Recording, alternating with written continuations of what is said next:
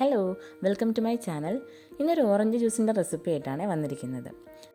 അതിനായിട്ട് ഞാനിവിടെ 3 ഓറഞ്ച് എടുത്തിട്ടുണ്ട്.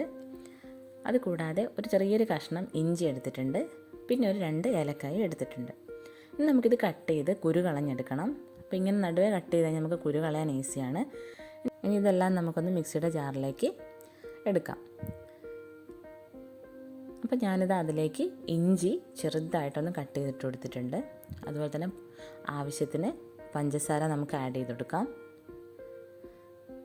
പിന്നെ നമുക്കിതിലേക്ക് വേണ്ടതെന്ന് വെച്ചിട്ടുണ്ടെങ്കിൽ ഏലക്കായ ആയിരുന്നു. അത് ഞാൻ പൊടിച്ചതുണ്ടായതുകൊണ്ട് പൊടിയാണ് എടുത്തിരിക്കുന്നത്.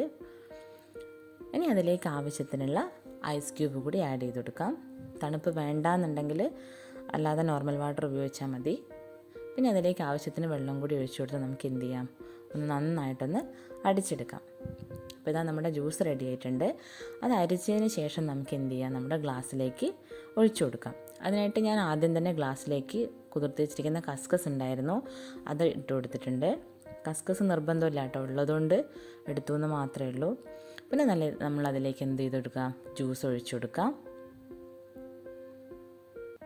നല്ലൊരു ടേസ്റ്റാണ്. ആ ഒരു ഇഞ്ചിയും ഏലക്കായ എല്ലാം കൂടെ വരുന്നതുകൊണ്ട് റെസിപ്പി ഇഷ്ടമെങ്കിൽ ഒന്ന് ട്രൈ ചെയ്ത് നോക്കണം കേട്ടോ. ഇനി അതിലേക്ക് ഞാനൊരല്പം കൂടെ കസ്കസ് ആഡ് ചെയ്യുന്നുണ്ട്. പിന്നെ ജസ്റ്റ് ഒന്ന് അത് ഡെക്കറേറ്റ് ചെയ്യാനായിട്ട് ഓരോ ഓറഞ്ചിൻ്റെ പീസ് എടുത്ത് സൈഡിൽ സെറ്റ് ചെയ്യാം.